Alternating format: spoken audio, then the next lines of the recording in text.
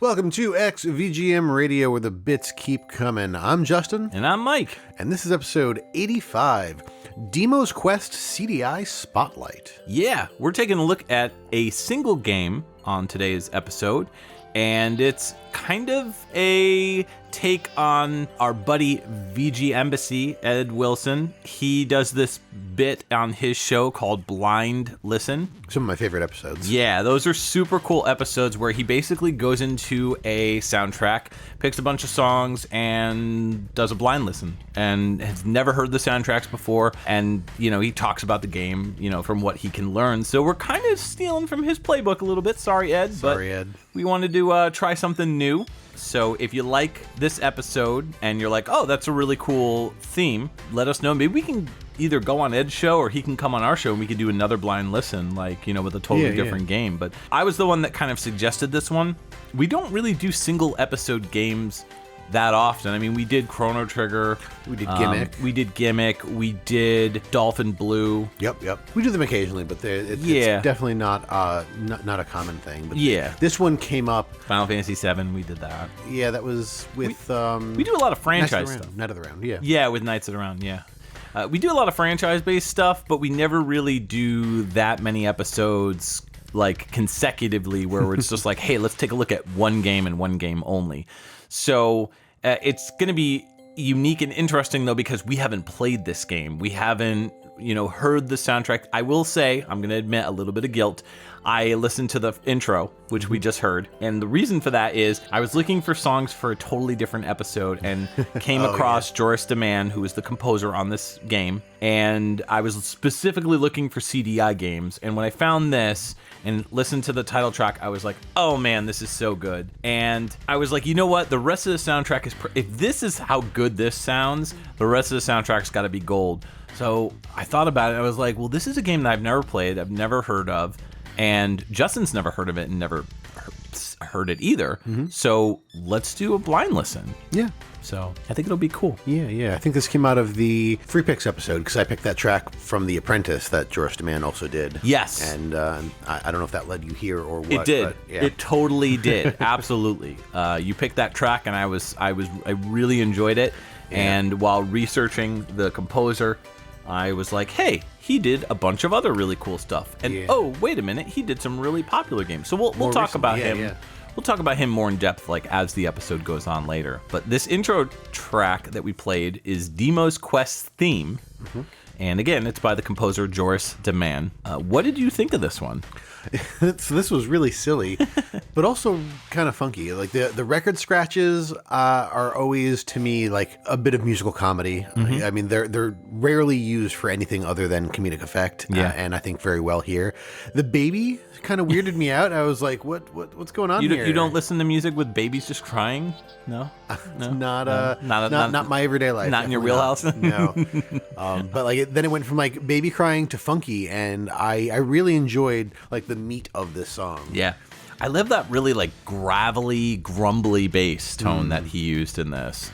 You know, like a really fat, low-ended bass tone that just sounded really grumbly and crunchy. It was really cool. It was unlike other bass sounds that I've heard on a bass guitar before for VGM, so it was really unique and different. Yeah, I mean, CDI, this is all Red Book Audio, right? Right. I dig the sound effects thrown in, of course, because I'm a sucker for PCM samples, but man, those keyboard hooks, you know, just like so lighthearted and like immediately, and I even started singing the chorus to it while we were listening to the track. Is that song The King of Wishful Thinking? Oh, yeah. Go West, I believe their name is. Stabbing Westward? No. Go West is the name of the band. They did this song. They're actually a really good group. So if you're into like 80s and 90s dance pop type stuff, I don't even know what you would call them, funky dance pop stuff. Yeah, they did this song called The King of Wishful Thinking. So it's just like that really like dreamy, lighthearted, funky music. Yeah. It's good stuff, man. I love that type of music. Just like really upbeat and happy, which kind of counters that bass. You know, it kind of works against it in a way because you'd hear something like that maybe in like a crunchy dance tune. You know, like a really grumbly, dark dance song. But I thought it was cool. The record scratch, I mean, like, I like the record scratch, but the one thing you noted, you said, what did you call it, a farty balloon or something? I'm trying to remember. Squeaky farts. Yeah, the I thought it was a balloon letting out air as it fell down the stairs. That's a good visual. Yeah, I can see that. Yeah, like tumbling down. I was just seeing like either somebody holding a balloon and like stretching the thing to like let some air escape, or like just a cartoon where somebody walks by and just like. Yeah. Can't even do it with my mouth right now.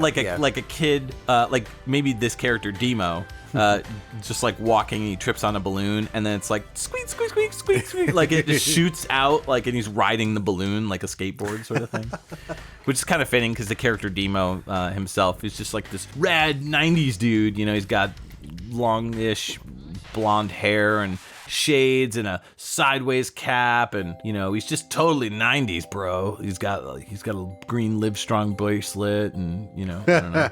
Yeah, we'll talk a little bit about the story and everything, and we'll talk about the composer. We'll talk about the gameplay style for this game, what the game is like, some of the things that it takes advantages of. This game was actually ported to a bunch of different stuff. It was on the Amiga, it was on DOS, and finally, of course, it was on CDI. This version came out in 1994, but the other versions came out, I believe, in 1993. So, you know, they all, for the most part, look pretty similar, but I believe the CDI version is the only one that uses Red Book Audio. I think the Amiga is on just like the regular, like, Amiga. It's not on the Amiga like the 32 or like the CD, the CD system for the Amiga. I think it's just the Amiga and DOS as far as that goes, because I don't think it uses CD audio for the DOS version. It's probably a floppy disk, but don't quote me on that. Yeah, I mean the music for the DOS version, which probably for the Amiga version as well, is done by a totally different person. So. Yeah.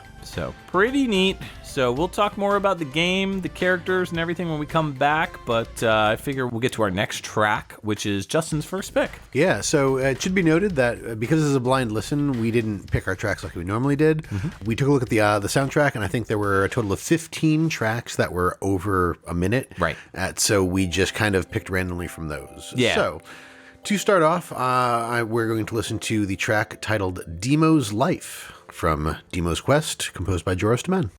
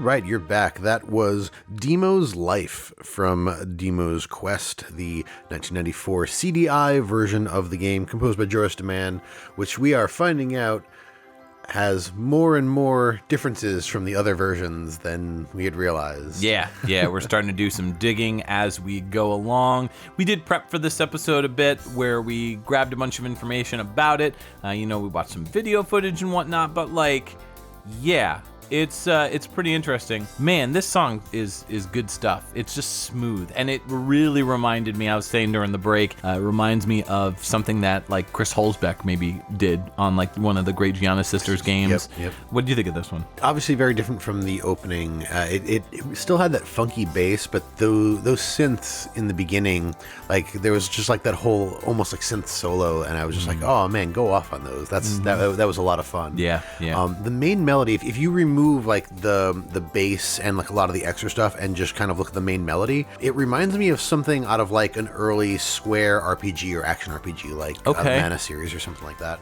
You mean like that like almost whistle-like tone? Yep. Yeah, Exactly. Yeah, I can picture that as like, in Chrono Trigger in the town, like the first town that you're in, that sort of thing. Yeah, it's a very sweet sounding instrumentation that they designed for this. So I dig it. We were joking around that the song should have ended with either a record scratch or like a refreshing I just had a really good beverage. Yeah, that would be funny and in line with what we heard in the in the intro song. Like every song should have just like a PCM sample thrown in randomly. Yeah. That'd be good. Yeah. So while we were doing some digging on this game to learn more about it, we discovered that Justin made a comment saying that you play as a frog. And I was like, well, hold on. It looks like you play as a boy. And it turns out we were both right. Well, sort of. Yeah, in a weird way. Yeah. So the Amiga version, you play as a frog. And the whole plot of the game is you are trying to marry Princess Dory. And she has been held, I guess, hostage or held back by her father, King Greenfoot. Right. So you as Dimo the frog have to collect a bunch of sweets. Yep, candy and stuff. Yeah, you collect all the sweets, and then you will be able to wed her, which is kind of messed up. It's like currency is candy, but you're buying... Selling his daughter? Yeah, he's selling his daughter for candy? Like, what's up with that? It's the... it was the 90s. Yeah, well, it was the 90s. It was a political alliance to the Candy Kingdom. Yes.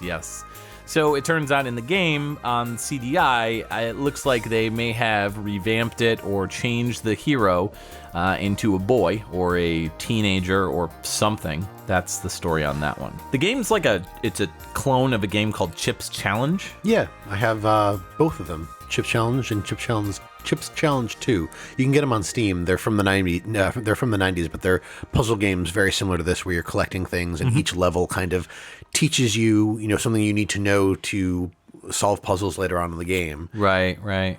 It's top down.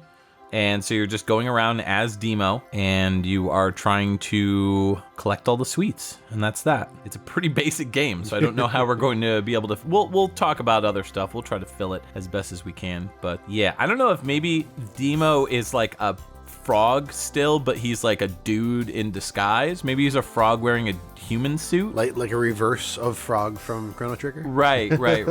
Well, Frog from Chrono Trigger wasn't wearing a frog suit. He was a person that was turned into a frog. So he was a frog that was turned into a young boy, a radical young boy. Was it Magus that turned Frog into a frog? Don't remember, to be honest. I can't remember. Spoilers for Chrono Trigger. Yeah, it's been long enough. It's over 10 years. Yeah. But yeah, Glenn turns into a frog. I'm almost positive it was at Magus's hands, because he tries to kill Magus. He wants to destroy him. Right. But after you beat him and then he joins your party, why wouldn't he turn Frog back into the person? Maybe there's no way to do it. I don't know. Well, but doesn't he at the end of the game he gets turned back into a person? He does on what you do. But, right. But anyways, weird. Getting off topic. Yeah, the point I'm trying to make is maybe it's a similar situation. Maybe Magus cast the spell on Dimo. There we go. I guess we'll never know. Anywho, let's get into our next pick. This is my track. I'm going to pick a song called Slow and Annoying. Of course you are. Because I'm slow and annoying.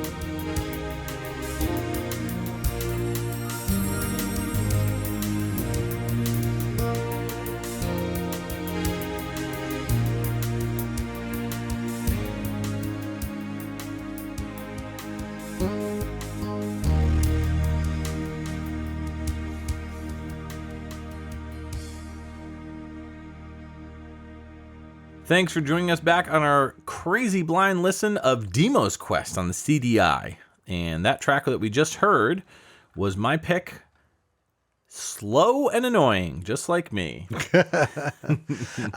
Honestly, I didn't find this one annoying. I was expecting this to be not unlistenable, but I was expecting it to be just one of those songs like, haha, like, okay, let's get on with it. Right. And it wasn't. Like, it started off, you had started it, and I didn't realize you had started it because it started off so kind of like quiet. It was very quiet in the beginning, yeah. Yeah, and then when it came in, I was like, okay, this is definitely slow, waiting for it to get annoying, and the only thing I could think of is maybe those bells are a little bit annoying, or maybe some people find them more annoying, but I thought that they were really cool. Like, I thought they fit in with the rest of the track. Yeah. It was definitely more of like a relaxing track. The one thing that like kept coming back to me in the back of my head was this sounds like background to a Mega Man X stage. Okay. Yeah, those synths are very, very much something that you would hear in like a Mega Man X3, like the arranged version of Mega Man X3. Yeah, or something like X4 or 5. With Red Book Audio on the PlayStation. Yep. I was going to say it sounds to me kind of like a more relaxing vibe, very kind of wispy, but I was really liking those random guitar digs. You hear like tick, tick, tick, tick, like almost like a pick scraping against a guitar string or something like that. Yeah, they might have been doing like palm muting or something. Yeah, something like that. That was really unique. This just had a lot of layers to it. Like I went back and, after we listened to the track, and I tried to skim through just so I could kind of pick up on little things like that. And man, there's just like so much to listen to in this song. Like it was a little overwhelming, and like I almost want to go back and listen to it a few more times just to like really dive in. There's a lot of like really twinkly instrumentation that's going on throughout the whole track. But yeah, I think those are the bells that I was talking about. Yeah. That was really cool, but I think the thing that really stood out to me was like that saxophone-esque type solo. I don't know, like halfway through the song it goes into this like solos of keyboards or whatever, like lead synths, and one of them sounded like a saxophone a little bit. Yeah. There was also some really cool like bass bends of the like string bends. Didn't notice that. Yeah, you had like a lot of like wow, like bass line type stuff. Like I was so focused on like the bells and the melody and comparing it to a Mega Man X type style thing that I didn't even catch that. I'll have to go back and listen because that's really cool. I'm usually the melody guy and you're usually the bass guy. So we did a twist. It's true. I mean, I'm bigger on the buzzy bass. I've got nothing against this. Every track we've listened to so far, I think has had a really cool funky bass. Yeah, and not that I don't like that, but it just I feel like they're doing slightly more interesting things in the melody, and I mean, because this is a blind listen, so like to speak to that piece, usually I've listened to the tracks like at least once, sometimes a couple more times beforehand, so I at least have some of the other layers in my head.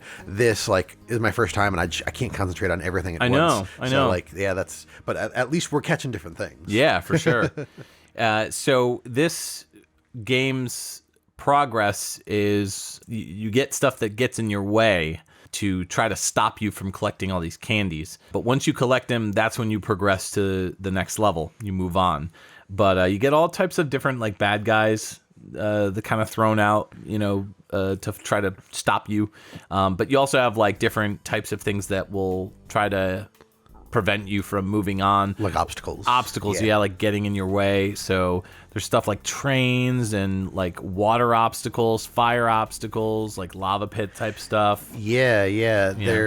So I think I'd mentioned before, like they do the thing like Chip's Challenge does, where they introduce like a thing at a time or a concept at a time, so that you can figure it out as you go on later. But a lot of those obstacles or challenges are overcome with certain items. So like there's like ice areas which you'll slide on, and you can get spike shoes which will allow you to walk normally on the ice, which is kind of neat. Lifesavers, not the candy, although that would be appropriate. That'd probably be a brand deal. But the lifesavers are to allow you to wade through water without drowning, which makes a lot more sense when on the CDI version if you're playing as a kid than it does. Yes. Yeah, if you're playing as a frog, I'm like, you can drown a frog, I guess, but like, you can. The dumbest thing, like, this is a game and you're a frog and you can't go in the water. That reminds me of the very first Ninja Turtles cartoon. The very first episode where they go in the building and the building floods. and they're like, "Oh my God, we're gonna drown!" And then they're like, "Wait a minute, no, we're turtles." Yeah. But anyways, yeah. So pretty neat track. I was digging that. That was a lot of fun. We'll come back and share some more. But it looks like we're getting flagged by Janine, who I think wants us to either move on or what's that? Oh, it's a call. Oh, it's a call. Yeah. Okay. Well, Janine, go ahead and patch that through, and we'll go ahead and take a caller request. I guess it's got to be a Dimo's Quest track. So Yeah. sorry, but that's what you get. Let's see what's going on. XVGM Radio. Who is this, and what can we play for you? Janine. You could have just said you wanna Just come to the window. Yeah, you could have just said, "Hey, pick a track." Yeah, I realize that you never get to pick tracks. Okay. All right. Okay. You can pick a track. We'll play. What do you want to hear? The Unknown Level. Okay. All right. We'll play The Unknown Level from Dimo's Quest on the CDI, and it's by Joris de Man, our composer.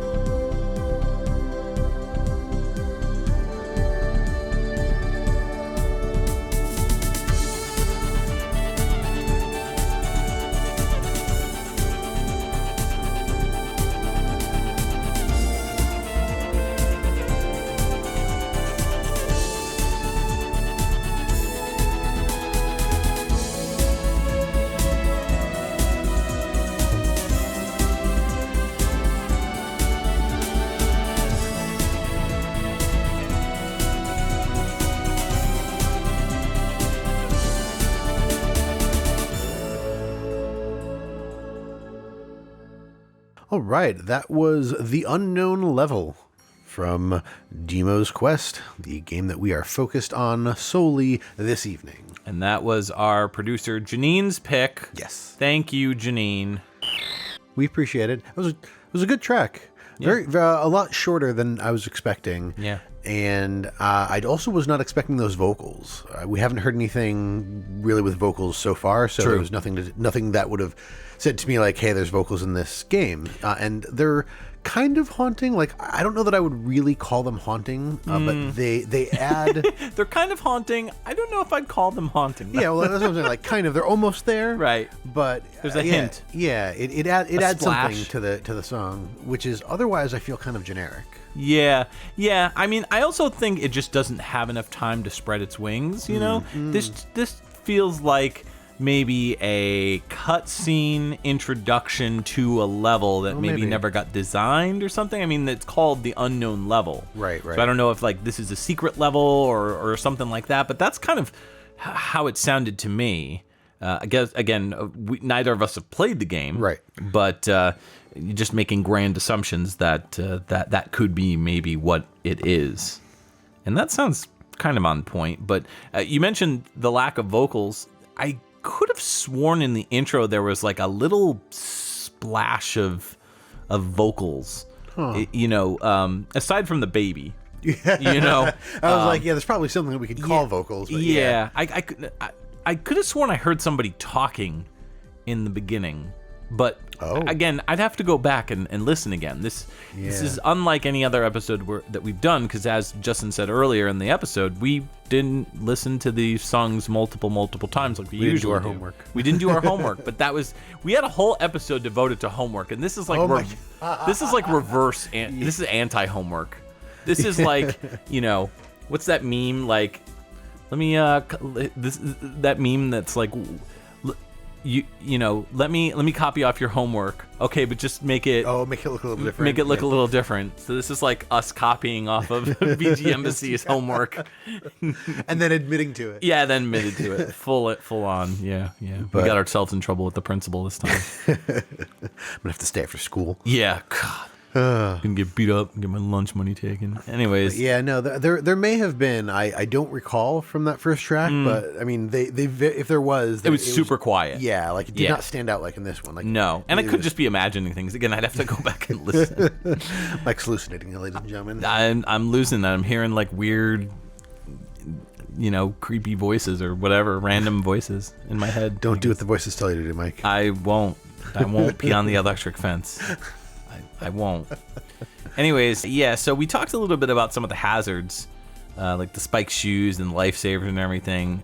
Yeah, and there's also a fire extinguisher for like there's levels with fire in it, so the fire extinguisher allows you to walk through the fire. Right. So what you just like go up to the fire extinguisher, grab it, and then because again it's like collecting items, like a top-down game like Fire and Ice. People compare it to Lemmings as well, which is side-scrolling. Yeah, I was gonna say Adventures of Lolo. This really reminds me of Adventures of Lolo, except the whole point isn't to just push stuff to avoid stuff. But yeah, you can push rocks around in the game to move them. There's also colored keys that you can grab that allow you to go in certain doors. Oh yeah, that's exactly like Chip's Challenge. Or Doom.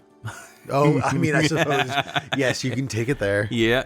If you die in the game, you die in real life. Nice. Or you just restart the level over. But you can die infinitely. There's an unlimited amount. But in order to move forward, you have to beat a level. So it's not like you could skip or anything like that. Yes. Yeah. Let's talk about Joris. Joris Demand. Do that. He is Demand. He is Demand. He is Demand of the Hour. He is. So this game was developed by Infernal Byte Systems, and it was published by Philips Interactive Media. There were not many people credited for this game, specifically this version. It was programmed by Arjun Wagner, and graphics were done by Luke S. Verhulst. The graphics and design were done by Infernal Bytes, so I'm wondering if maybe they hired an outside company to kind of change things up and switch things around or whatnot. We don't know who did the Amiga version of the soundtrack. So the Amiga version is a totally different soundtrack. It's done by somebody totally different, so this is its own unique thing.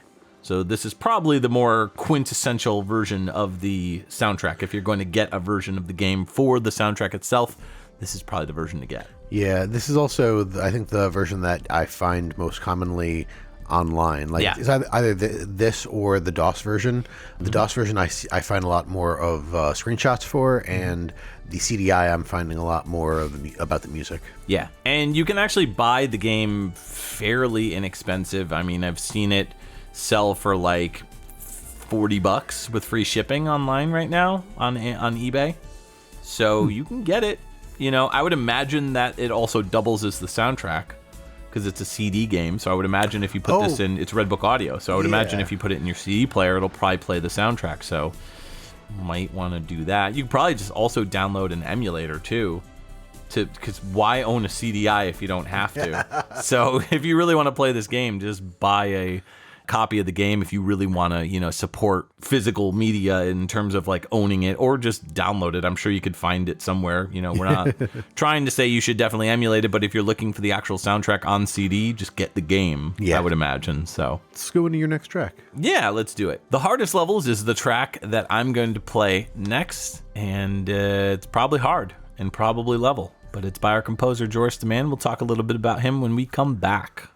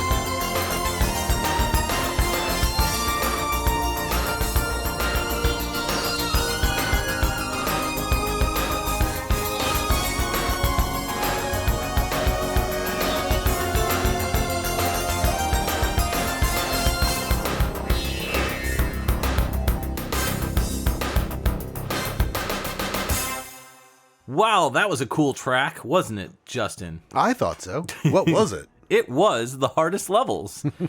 And it's from our game of discussion today on XVGM Radio, Dimo's Quest, which came out for the CDI in 1994 with a soundtrack done by Joris de Man.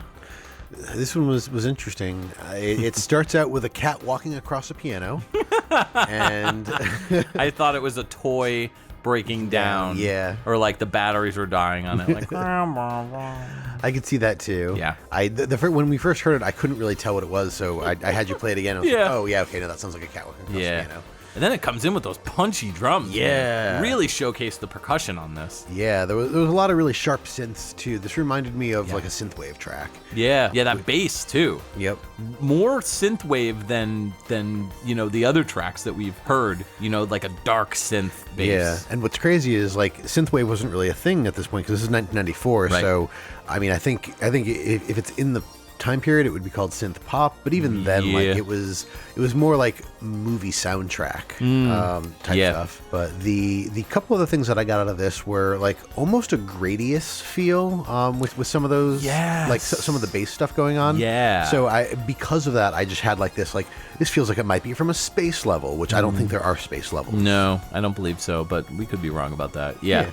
I could see that. Yeah, those melodies are for sure like very like Gradius inspired. So Joris de Man, I know we've been trying to get some more info about him, but we keep getting distracted with how cool this soundtrack is. But tell me a little bit about Joris. Yeah, Joris de Man, also known as Joris Martin de Man, is a Dutch composer, so he is from the Netherlands. And the games that he's done that put his name on the map, or at least that make him a name that you may have heard, are Killzone, Killzone 2, and Horizon Zero Dawn. Yes. Those last two, Killzone 2 and Horizon Zero Dawn, he won awards for the Ivor Novello Award for Best Original Video Game Score for Killzone 2, and then in 2018 he won an award again for Horizon Zero Dawn. Oh, wow. That's pretty cool. Yeah. Yeah, he's more known for like the live orchestral scores that he did for the first 3 titles in Guerrilla Game, or also called the Killzone franchise. Right. Yeah. His earlier days, he actually was making chip music written for Atari computers, and he went by the handle Scavenger. And then he got employed as a freelance composer for CDI games in the Netherlands, and eventually went on to work in London for Bitmap Brothers, and then, like you said, he worked for Guerrilla Games in 1999. Yeah, that's really where he started to become very well known for his soundtracks. He's also recorded with the Prague Philharmonic Orchestra, the Moscow Symphony Orchestra, and also with world-class London session players at Abbey Road and Air Studios. Oh. And those were done with the intention to be used for Killzone 2 and 3 and Horizon Zero Dawn. So, yeah, he kind of went on to become big time, which is interesting because, other than that, I mean, his very first game that he did music for was called Crap Man, a game for real heroes. And it's basically a Pac-Man clone. That came out in 1993. And then he did some other games here and there after Dimo's Quest and The Apprentice and the Tiny Toons game that we mentioned earlier. A game called Invader in 2002. He did Black Belt Challenge in 2002 as well. And that's when he started working on the Killzone series in 2004, as well as the sequel and a game called Killzone Liberation in 2006. He also did the music for N+, that ninja game. Yes, that's a really fun game. I had that on Xbox Live. Yeah, and that's got a really cool soundtrack. That was one of the first Xbox Live games other than Braid, where it was like, oh man, I gotta own this, that sort of thing. And then other than contributing music to PlayStation All-Stars Battle Royale in the form of Killzone 2, he worked on Velocity Ultra as one of the musicians, as well as Velocity 2X in 2015, and then he did Horizon Zero Dawn. The rest is history. Yeah, and just to flag, he is working on the soundtrack for Horizon Forbidden West. Makes sense. Alongside The Flight, Niels Vanderleest, and Oleska Lazauchuk. Oh, okay then. And Dimo's Quest 2, Electric Boogaloo. Yes. Yeah. I did try to reach out to him to see if he wanted to join us for this episode to talk to him about it, and I did not get a response. So either he was too busy or just couldn't be bothered, which I get it. you know. But at the same time, I really wish he did do the episode just so I could be like, what do you think of your old music? Yeah, how wild would that be? Like, Horizon Zero Dawn, and with Horizon Zero West coming out, like, oh yeah, go on podcasts to promote Horizon Zero Forbidden West. Yeah. No, we want to talk about Dimo's Quest. Yeah, no. Game you did back in 1994. Right. He'd probably be like, man, you guys are a bunch of nerds, a bunch of VGM nerds. Not wrong. They are not, no. But yeah, I'm just curious. Like, I mean, especially after our conversation with Barry Leach, you know, one of the previous episodes, like, you know, you talk to somebody and you find out, you know, either like, yeah, I'm really proud of my old stuff, or they're like Barry, where they're like, I do not like a lot of my old stuff. Please don't ever play that again. Yeah, please don't. So I gotta wonder, like, what he thinks of this original music. Like, is it a product of the past? You know, does he kind of like wish that he could do soundtracks that sound like this, you know, nowadays? I don't know. I guess we'll never know. Yeah. Everyone who's listening to this, just go bother Joris Demand and be like, hey, ask him that question. Joris, call me. Call us. So this next one should be uplifting. It's just simply called That Happy Tune.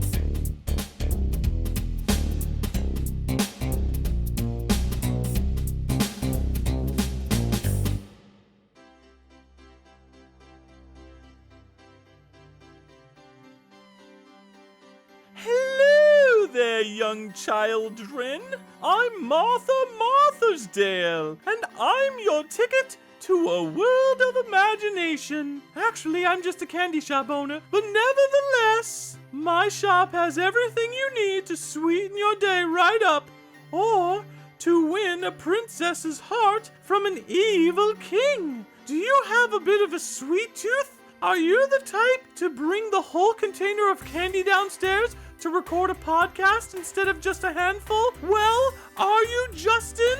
Well, come to my shop and scream "Candy!" in my face, and you'll get 15% off any purchase Over 400 zenny. Yes, somehow Capcom's currency works here. Stop on down to 45 Lancaster Place in Greenfootland, California, IA. But act now, because after Christmas, this commercial self-destructs in 15 seconds. All right, that was that happy tune from Dimo's Quest, our CDI spotlight of today, and that was pretty happy. Yeah, that was a lot of fun. I don't know how I feel about... Whoa. What was that? I don't know. I'm not sure. Sounded like an explosion. Yeah, your house seems to be okay. Yeah. Okay. All right, whatever. Anyways, I commented to you privately that it sounded like the intro with those drums sounded like Super Adventure Island when you beat a level. That that. But then it kicks off into something that sounds like Mario Party. So, going from Yuzo Koshiro to, Motoi Sakuraba kind of style, especially those like Jamaican like steel drums. I kind of got the Calypso steel drum sense out of that too. Yeah. You'd said Mario Party, and my mind went to, like, I'm not familiar enough with the games, but Super Mario Sunshine. Okay. I feel like there's a lot of that kind of thing in there. That's a good point. Also, for whatever reason, like dogs, cats with the Z, that Nintendo DS game. Yes. Like dogs or cats go to the beach. I don't know. Drawn to Life. Drawn to Life has a ton of steel drum in the music. Yeah. Oh, okay. Yeah. So it also kind of reminds me of that too. And that also has those very like lighthearted, fun, happy songs. Yo, I gotta say, first and foremost, those Drawn to Life games are a lot of fun. I know this is a huge sidebar, but like they are great. I really enjoyed them. So if you are looking for something dirt cheap to have a lot of fun with, like a just dumb platformer, yo, Drawn to Life. Oh yeah, okay, I remember these games. Yeah, I was thinking your character of the other drawing game for the DS. Like the U Draw or something like that. Yeah, no, that was the Wii. I want to say Drawful, but that's that's Jackbox. That's Jackbox. Yeah. There was a DC version. There was a couple different versions where it's like it was like a puzzle solving game where you draw whatever or you write whatever and it throws it in there. And, okay. Yeah. No. Anyways, different game. Yep. I gotta say, I found the bass and the background way more interesting in this track than those, really cheery steel drums. Yep. So going from like really tight, crunchy percussion on like, the track that I picked just prior, moving on to this song that, the drums were definitely still important, but they were just like not in the same vein. Yeah. So in my mind, I kind of tuned out when we lost those punchy drums, and I started looking elsewhere mentally, try to find something else to latch onto. And what I found was the bass line specifically was really grooving, but also like really kind of brooding.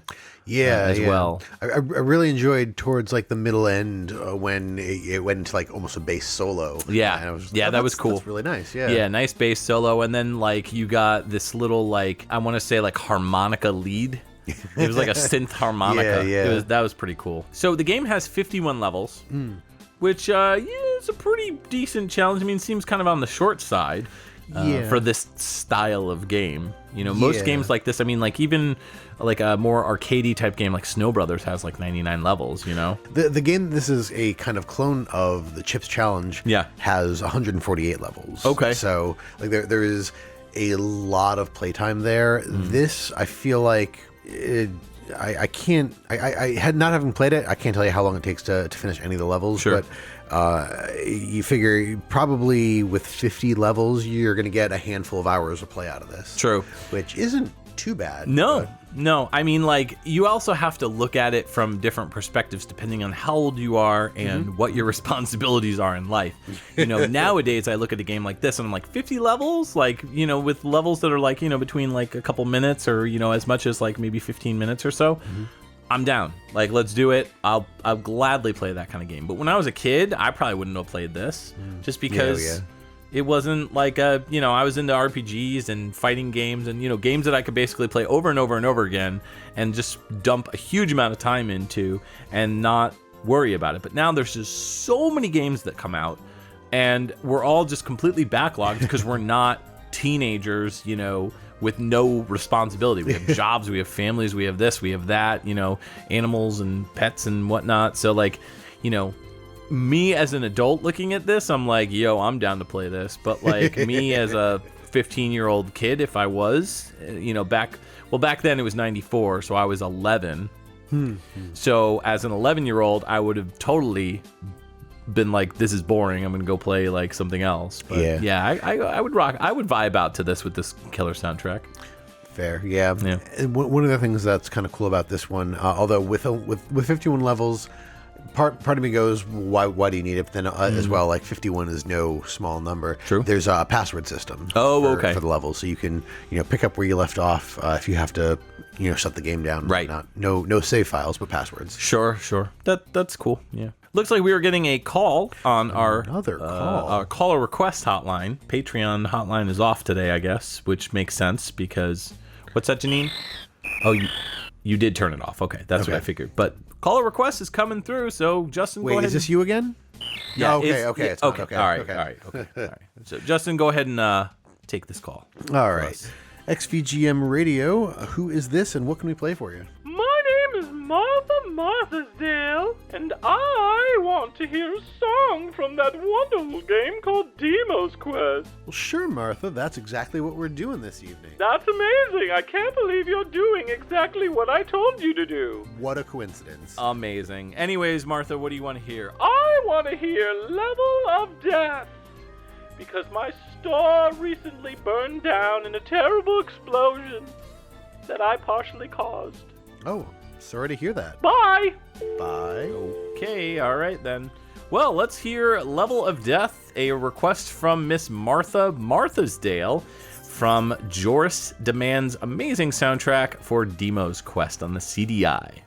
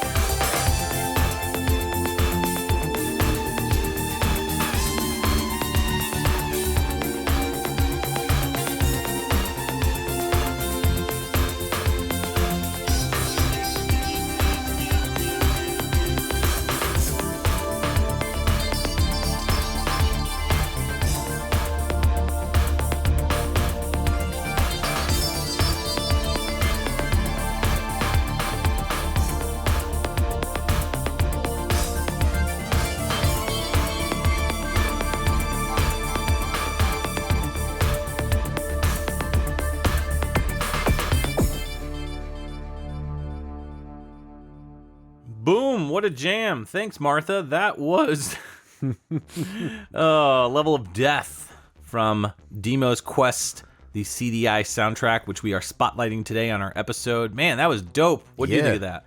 If that's the song you hear when you die, then kill me. Kill me now. Yeah. But no, that again, this is another song that threw me for a loop because it's not what I was expecting to hear.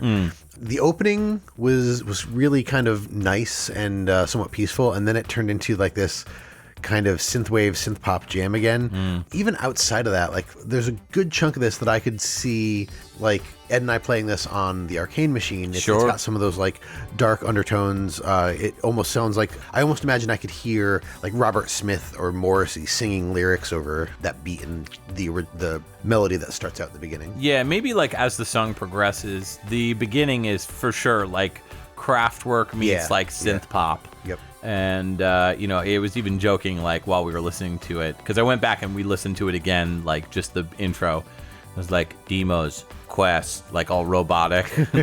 I am Dimo, do, do, do, do, that sort of thing, so. Yeah. Like early Ministry synth pop. Yeah. Oh, man. Yeah, I was really digging that. That was cool.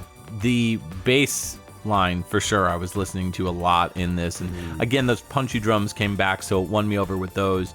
Melody, I don't know, like the melody was good, don't get me wrong, but it wasn't as memorable as some of the other stuff that we've heard. No. It just, I don't know, like, I've already forgotten it, in fact. yeah, I mean, it kind of melded in with the rest of the music in this game that we've been listening to, so I feel like if you heard one melody, you've heard this melody in this game.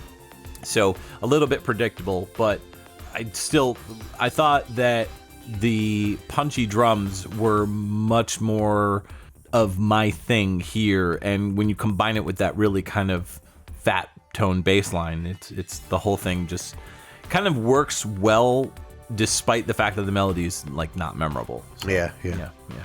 Very fair. Yeah.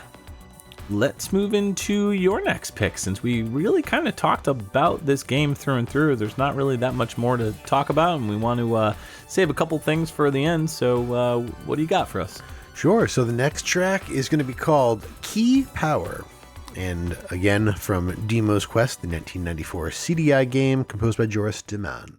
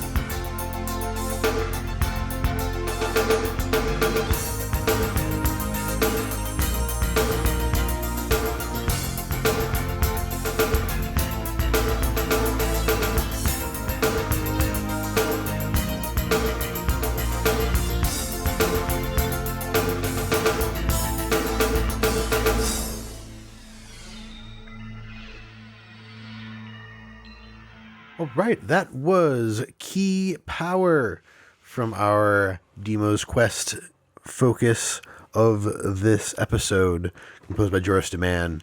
Wow, what a weird intro and outro. Yeah, just the noises. It sounded like a processing plant. Yeah. Yeah. I had something else, and now I cannot remember what it was.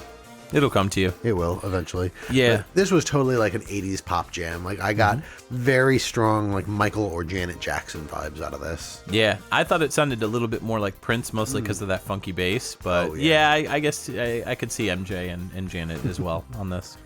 And I gotta say, man, those drums are so good. Yeah, the drums were really tight. Yeah. The sound itself was very on point. Yeah. I think the melody on this one, too, was a lot more memorable. Like, I can hear it in my head and go back to it. And, yeah. You know. Yeah. So it's easy to... I think this one was a lot easier to recall than the other one. So it was also a melody that really stood out. You know, it made me want to go back and listen to the song again, which is always a good thing if you've got a memorable hook for a song. So. Yeah. Oh, I remembered what the opening reminded me of. You said processing plant. Processing plant. I was thinking like the soundtrack to the 80s anime Akira. Yes. Yeah. I could totally picture that. Not quite as like creepy or intense, but there's some weird noises in there that I was just like, oh, that reminds me of like this one of these weird songs. There's also a track in the Berserk soundtrack for the TV show where it's just like these tribal drums towards the end of the track, where it's like and it almost sounded like that too, like drums that were like tribal, but like they were sped up maybe, and maybe like pitch shifted a little bit down. Oh yeah, I hear you. Yeah. So I thought that was pretty neat, but overall it's a really good track, really solid stuff. Yeah, no, I really like that one. This is a standout track for me now. Yeah, one of the more memorable ones, absolutely. And like, it's gonna be tough because like, I guess we'll go back and we'll be like, oh, you know, what tracks we're gonna pick as our favorites, and it's gonna be hard because there's a lot of really good stuff in this soundtrack, but at the same time, like, there's also stuff that I'm trying to recall. And, you know, it's definitely going to be one of those things where I'm going to be like, hold up, I got to listen to like 5 seconds of the intros of every song just to remember what they sounded like. But yeah. Well, I mean, that goes back to just the way that we're doing this. Yeah. It takes a while for that stuff to stick in your head. So yeah, I think that makes sense. Like when we get to the end, we should just play like 5 seconds of the middle of each track. And go from there. Absolutely. Let's move into the next pick. And then afterwards, we'll maybe talk a little bit more about the game. This track is my pick. It's Whisper Dimo by our Dimo's Quest composer, Joris Deman.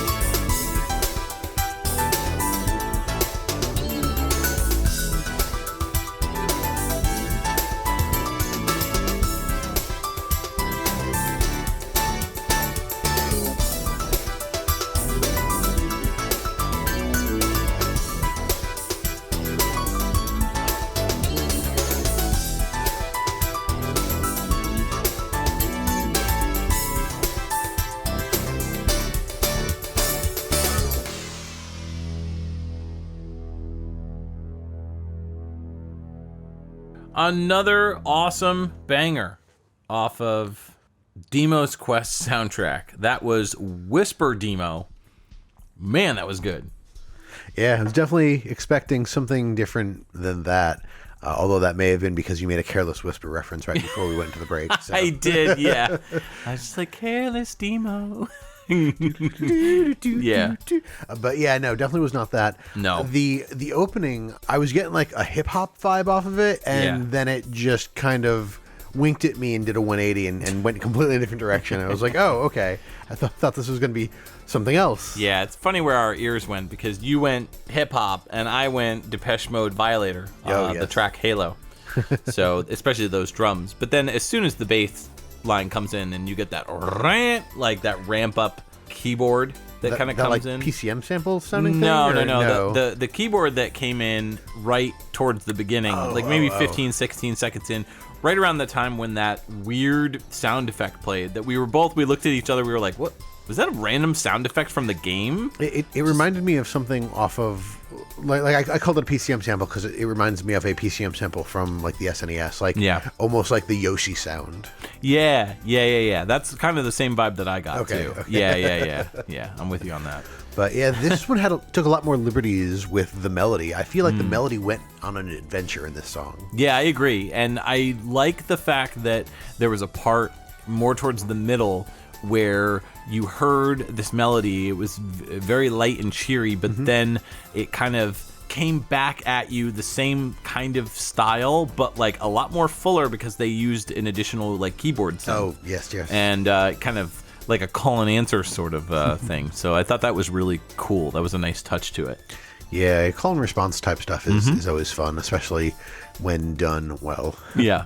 And again, standouts are that bass line and the drums. Just really, again, very punchy drums. I lucked out with most of my picks. They're all punchy drums. So Fair. Yeah.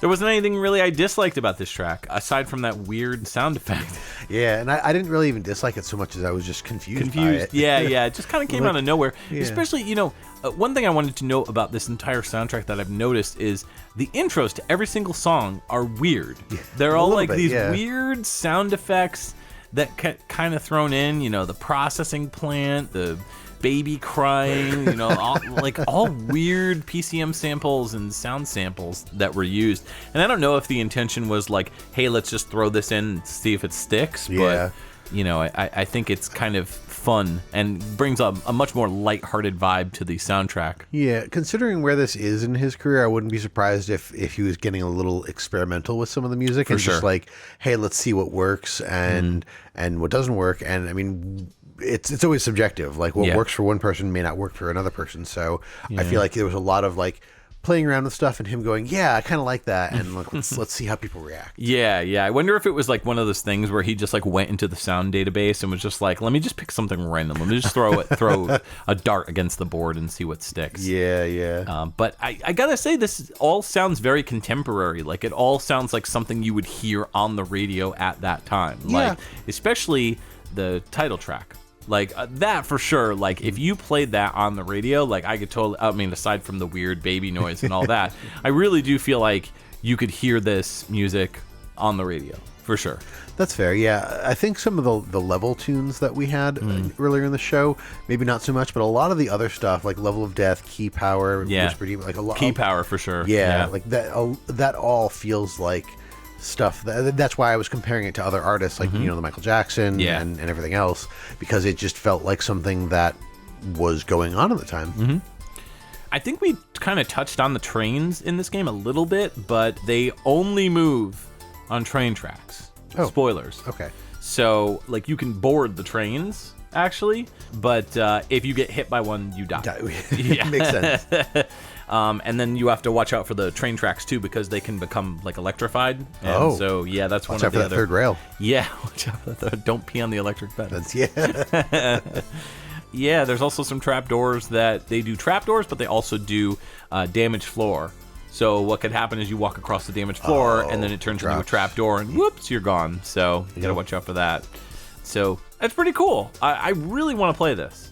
Like, especially jamming out to this music. Like, I've always been a sucker for, like, hey, this game's kind of average, but, like, yo, this soundtrack is banging, so like let me play it, you know? Yeah, fair. Should definitely see what we can find to because it's specifically got to be the CDI version. Oh yeah, for sure. Yeah, as we said earlier, the Amiga version is totally different. I'm not sure about the DOS version. Again, I don't know if it's CD based. I'm assuming not. No, the DOS version had a totally different soundtrack. Yeah. Oh, it did. Okay, so did it have a totally different soundtrack as compared to the Amiga version, or? All 3 versions had different composers. Wow, that's interesting. Huh. Okay, I'll have to check out the rest. We checked out the Amiga one, and it was just to compare to see if maybe we're crediting the wrong composer. And no, we're not. Like, this was definitely all original music done by Joris. So, cool. Let's get into your pick. Yeah, my last pick of this episode. This, appropriately, will be the happy ending. Even though, well, this is your happy ending. Right, well, but the song that you've picked that comes after this, I think makes perfect sense. Okay, yeah. It's not the staff credit roll, but when we get to it, you'll understand. It made sense in picking it, I thought so. Yeah, all right. Who wants a happy ending? Let's do it. Hey.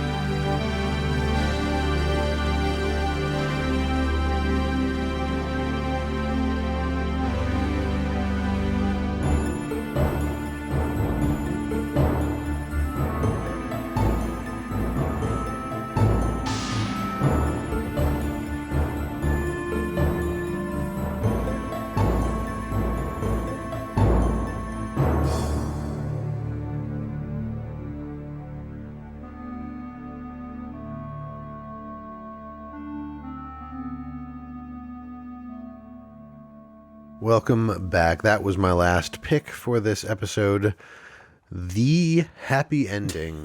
And wow, I don't know if I Did you leave satisfied? I'm not so sure. No. It starts out with this like what feels like a soaring scene, like maybe on the back of a dragon or on an airship. Neither of which makes sense because it's not part of anything in the game. But like that's what I get.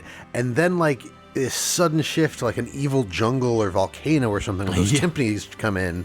I was like, where are we going? What journey are you taking me on? And yeah, this is definitely like credits music. Like think about when you watch a movie and when the credits are rolling, you'll hear a song play from the movie, right? Like not like a song that was from a band or something like that, but an actual like orchestral piece. Yeah. And then all of a sudden it'll just jump into like booming timpani drums and, you know, really kind of creepy stuff. And like it just doesn't fit with the credits. And you're always like, whoa, this is just weird. Like this just sounds bizarre. And like almost every single movie does it.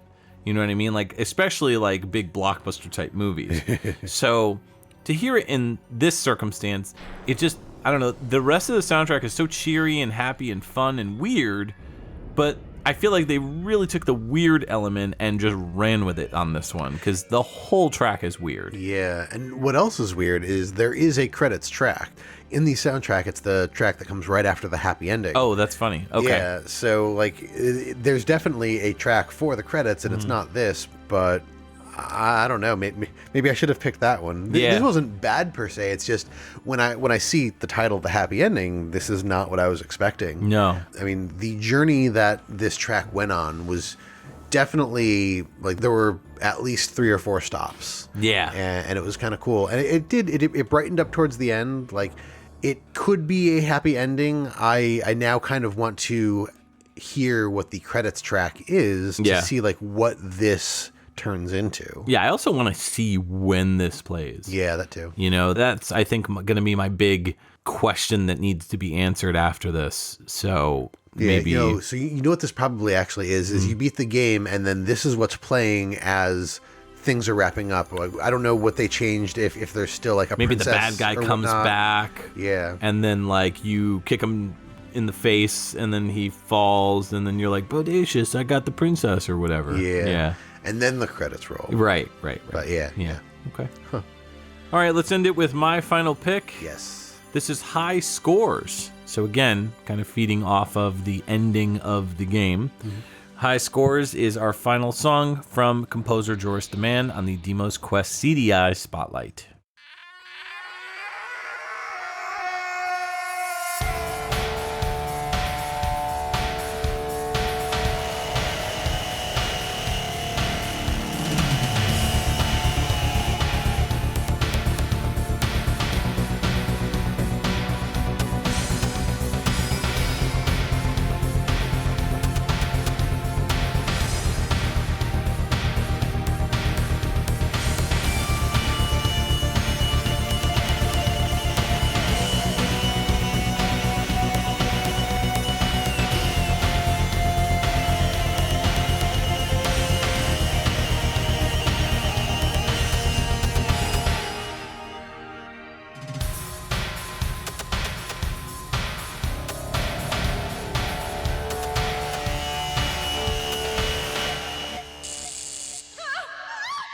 Welcome back. What was that?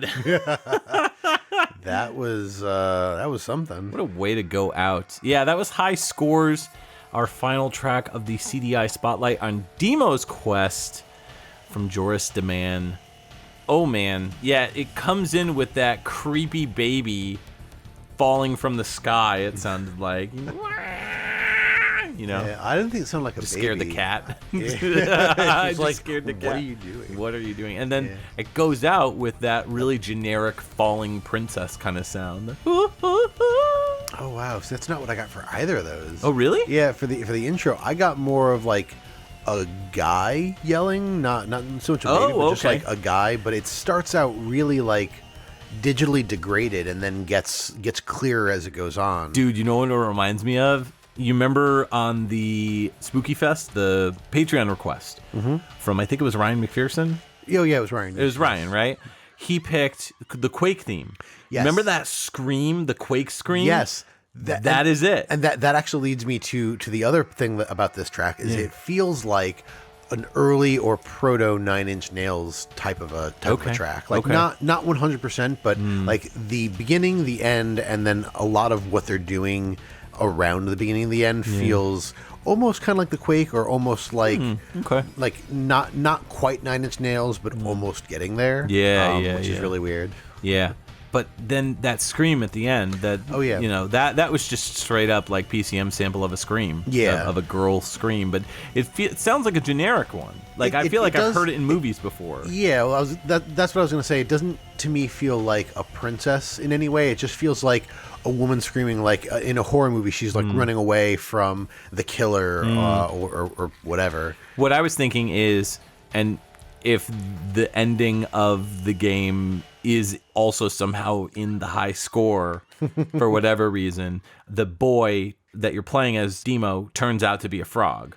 Maybe that would be the surprise ending, and that's when the princess goes, you know. So yeah, I don't know, but anyways, yeah, what a weird way to go out. That was bizarre, but I don't know. I really enjoyed this entire experience and the soundtrack. It was really cool to deep dive into this and pick music randomly and not listen to it, aside from, again, that intro. Yeah. So, I don't know. What do you guys think about this one?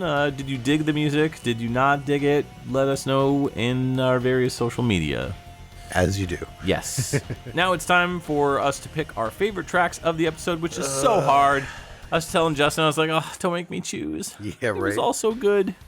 Yeah, weird. There was a lot of really good stuff in here. I think I would have to go top of the list with The Hardest Levels. Okay. That one had a lot of different things that I really enjoyed. But there's so many things that like I want to call out. Like Level of Death was great. Thank you, Martha, for that one. Key Power. I really like Key Power and Whisper Demo. Those are really cool. Yeah. I'm not going to just name every track that we played, but like those are all like in my favorites of this episode. Yeah, all 11 tracks were great. Yeah, I pick all 11 tracks. I think I'm going to go with Whisper Demo as my favorite, but I also love Demo's Quest theme. Oh, yeah. Just love that funkiness. And then I'd say your Key Power track was really cool too. Yeah. Yeah. I think the thing that really did it for me for Whisper Demo, which I believe that's the track, is the part where it's like you get the melody and then the melody comes back, but it's like much stronger and with an additional like lead line, like melody or harmony. Yeah. That was cool. For sure.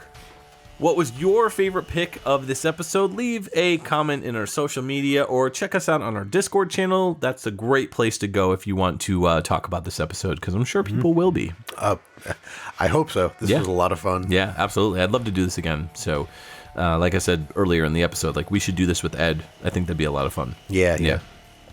So, we'd like to take a moment to thank our Patreon patrons, without whom this show's continued improvement would be impossible. They are Alex Messenger, Cam Worma, Chris Hart, Dan Lawton, Jordan and Anson Davis, Rage Cage, Kung Fu Carlito of the Heroes 3 podcast, Scott McElhone, Chris Myers, The Autistic Gamer 89, Bedroth, Brad Austin, Chris Murray, Llama Adam, Marcus Stewart, Nathan Cooper, Nick Davis, and Ryan McPherson. If you would like to become a patron, you can sign up at patreon.com/XVGM Radio. There you can see the different tiers as well. Just $1 gets you a thank you and access to our monthly live shows.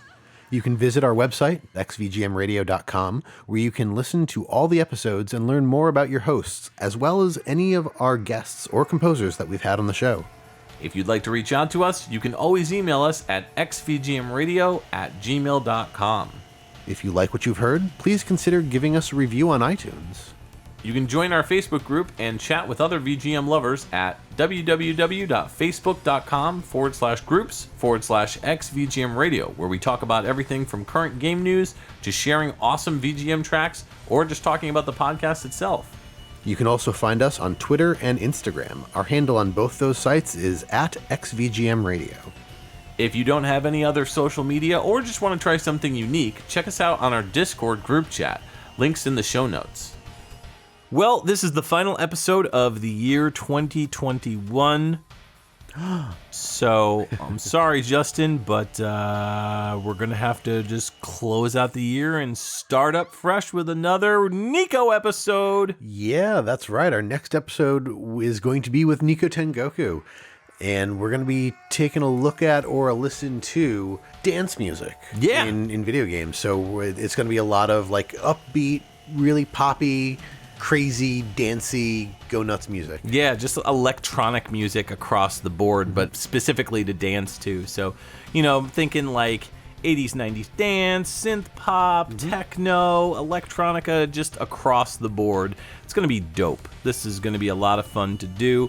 I think Nico was the one that brought this topic. Yeah, this is his idea, and I was immediately like, yes, I already know a number of things I can go with this. Yeah. It's going to be hard just to not pick DDR songs. Oh, man, that's exactly... No, I'm All right. I would likely have at least one, but yeah, that was the first thing I thought of. I was like, I'm just going to do all DDR songs. Yes. But that would be kind of a cop-out, so I will find other things. Right before we end the show, I wanted to mention that if you didn't get the chance to visit us at Retro World Expo for our panel, We recorded it. The audio will be up if it's not already up. So we did an entire panel on Famicom Disk System music versus Famicom and NES music. So it's a same song, different system panel. So if you like our same song, different system episodes, go check out our Patreon. It's up there as a special bonus treat for patrons. Yes. Yeah. So I figured I'd mention that before we close out. Happy New Year. This is Mike. And Justin. Signing off for XVGM Radio. So my pick is for a game called Dimo's Quest. Yeah. Oh, man. I've heard of that somewhere. Yes. Oh, wow. So, my next pick is from a song. Yeah, wow. I'm working. How tired are you? I'm up every morning at 6. I don't know. All right, let's try this again. So this next one should be, should be a bringer upper. I don't even know what the word I'm trying to find there is. This next one should be fun. Uplifting? Uplifting. There you go. Thank you. See, it happens to me too. Yes. My name is Martha. Really? I don't know if I can pronounce that last name. I forgot her last name. Oh.